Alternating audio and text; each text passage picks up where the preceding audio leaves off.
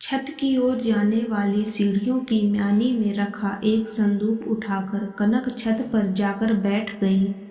अच्छी धूप खिली है देखकर उसने सोचा कि संदूक की साफ सफाई ही कर लेती है।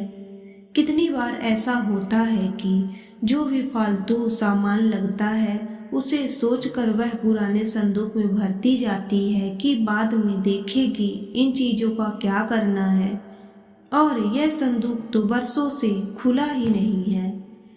वह जानती है पुरानी यादों का ढेर होगा, इसमें बेकार की चीजें रखने का बहुत शौक है। तुम्हें यादों को संजोने का शौक है, तभी तो कभी काठ कबाड़ तो कभी दूसरों के दुख के बैगेज लिए घूमती रहती हो, जबकि मुझे नहीं लगता कि तुम्हें इन दोनों ही चीजों की जरूरत है।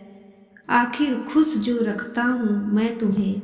कनक यह सुनकर मुस्कुरा देती। शैलेश के प्रति और प्यार आने लगता। सही ही तो कह रहे हैं।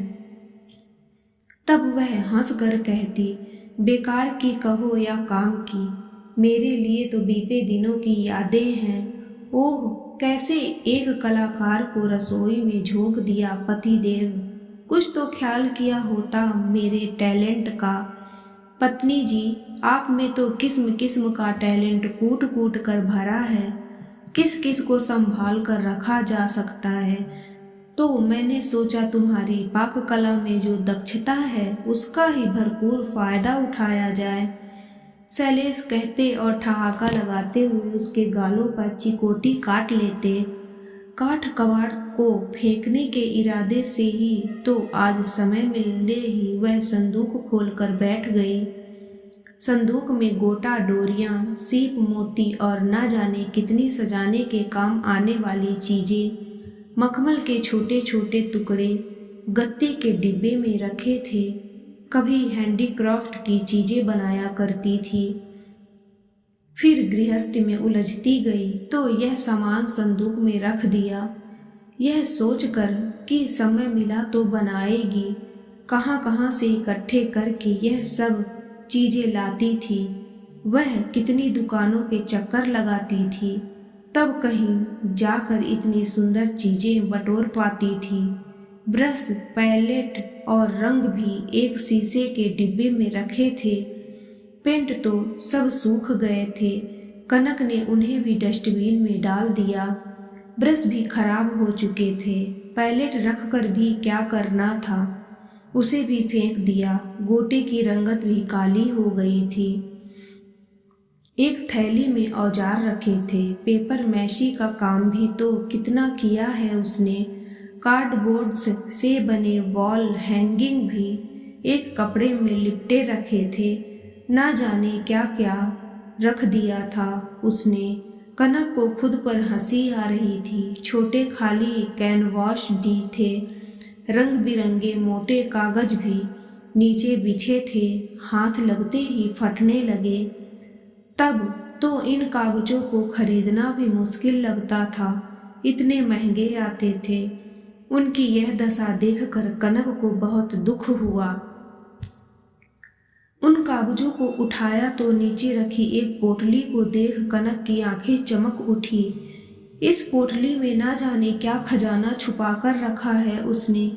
बांधनी कपड़े की उस पोटली को उसने उल्टा तो ढेर सारी चिट्ठियां फर्श पर बिखर गईं।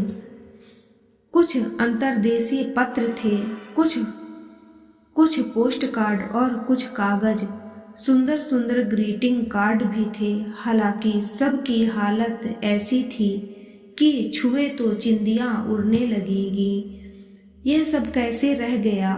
किसी और की अमानत को रखना। कनक को शर्मिंदगी महसूस हुई। हाँ, याद आया, जब यह पोटली मानसी दीदी ने उसे यह कहकर थमाई थी कि इन सब को या तो जला देना या पानी में बहा देना, तो उसने अलमारी में छुपा कर रख दी थी।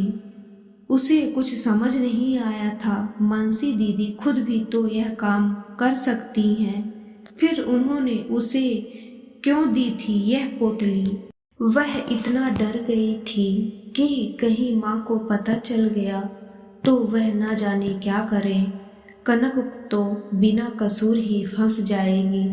उम्र ही क्या थी तब उसकी, 10-11 साल की थी।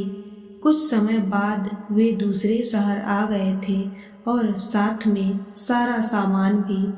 उसने तो कभी पोटली खोलकर देखी नहीं थी। शहर छोड़ने से पहले वह बहुत रोई थी। मानसी दीदी और अमन भैया से मिल जो नहीं पाई थी। माँ को एक दिन पापा से कहते सुन लिया था उसने। मैं तो सोच भी नहीं सकती कि मानसी ऐसी निकलेगी। माँ बाप की नाक कटाकर भाग गई अमन के साथ। आजकल तो जमाना ही नहीं रहा किसी के साथ भलाई करने का। श्याम भाई साहब ने अमन को यह सोचकर किराए पर कमरा दिया था कि बेचारा बिना बाप का बच्चा है, यहाँ पढ़ने आया है, वरना कौन इतने कम किराए पर कमरा देता है। उन्हें क्या पता था कि वही लेकर भाग जाएगा। उनकी बेटी कनक को तब पता लगा था कि दोनों कहीं चले गए हैं। हालांकि मानसी दीदी और अमन भैया को वह भूल नहीं पाई थी, लेकिन वक्त के साथ उनकी यादें धुंधला जरूर गई थी। जब बड़ी हुई तो समझी कि वे दोनों एक दूसरे से कितना प्यार करते थे और शायद इसीलिए प्यार के एहसास को इतनी शिद्दत से समझ पाई। जब शैलेश से मिली थी तब उसे वह अच्छा लगा था। मुलाकात भी कहाँ हुई थी, एयरपोर्ट पर। वह अपनी मौसी के घर जा रही थी ग्वालियर, और वह ग्वालियर में ही रहता था। फ्लाइट 1 घंटे की थी दिल्ली से, लेकिन 2 घंटे विलंब होने के कारण उसके इंतजार में बैठे यात्रियों के बीच आपस में बातचीत होने लगी। शैलेश उनकी बगल में बैठा था। खराब मौसम से शुरू हुई औपचारिक बातचीत उस 2 घंटे में अच्छी पहचान बदल गई। ग्वालियर में भी शैलेश उससे मिला। जब ग्वालियर से लौटी तो लगा कि जैसे प्यार की छोटी छोटी घंटियां उसके दुपट्टे के छोर में लटक कर साथ आ गई हैं। फिर तो वे बजती रहीं। उसके मन में मानसी दीदी और अमन भैया का चेहरा उसकी आंखों के सामने घूम गया। वही तो उनके बीच का सेतु थी, चिट्ठियों को एक दूसरे तक पहुंचाने का माध्यम थी। तब कहाँ जानती थी कि वह सही कर रही है या गलत। दोनों उसे खूब प्यार करते, चॉकलेट टॉफी भी मिलती, बस यही काफ़ी था तब उसके लिए।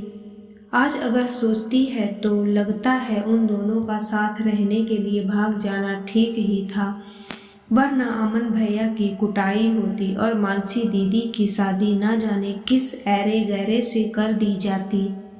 जिसे प्यार करते हैं अगर वह ना मिले तो उसके बिना जिंदगी गुजारना कैसा होता होगा, यह सोचकर ही कनक सहम जाती है। शैलेश के बिना क्या जी पाती वह। प्यार होना किसी के बस में थोड़ी ना है, कब किससे हो जाए कोई नहीं कह सकता। वह छोटी थी इसलिए किसी को उस पर शक नहीं होता था। कोई पूछता तो कह देती दीदी के साथ खेलने जा रही हूँ, अमन भैया से गणित का सवाल हल करवाने जा रही हूँ।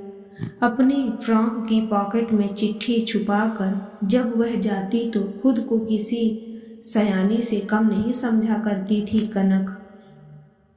आखिर हर कोई तो ऐसा काम होशियारी से नहीं कर सकता जिसके लिए उसे सख्त हिदायत दी गई थी कि यह चिट्ठी किसी के हाथ नहीं लगनी चाहिए।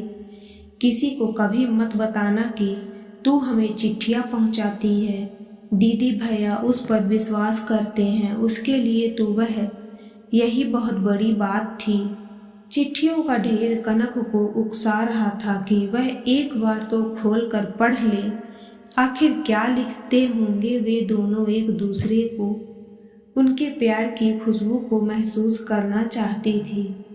उसे पता भी नहीं कि वे दोनों कहाँ हैं, वरना उन्हें लौटा देती। उनके कागजों में लिपटे इन एहसासों को कनक ने एक चिट्ठी उठा ली। कुछ कोने फटकर उसके हाथ में आ गए। नहीं, यह सही नहीं है, कनक के भीतर से आवाज आई। क्या करेगी उनके प्यार के एहसास को महसूस कर। शैलेश का प्यार क्या कम है उसके लिए। वह तो तन मन से डूबी हुई है उसके इश्क में। शायद मानसी दीदी और अमन भैया का वह प्यार जो उसे बचपन में समझ नहीं आया था उसके अवचेतन में बस गया हो। तभी तो शैलेश का यह साथ पाकर वह पढ़ पाई प्रेम के सारे पृष्ठों को, लेकिन फाड़ कर फेंकने का मन नहीं किया उसका। चिट्ठियों और ग्रीटिंग कार्ड्स को मिट्टी के नीचे दबा दिया। सुंदर फूलों के बीच उनका यह पल्लवित हो एक बार फिर से इन क्यारियों में खुशबू फैला देगा।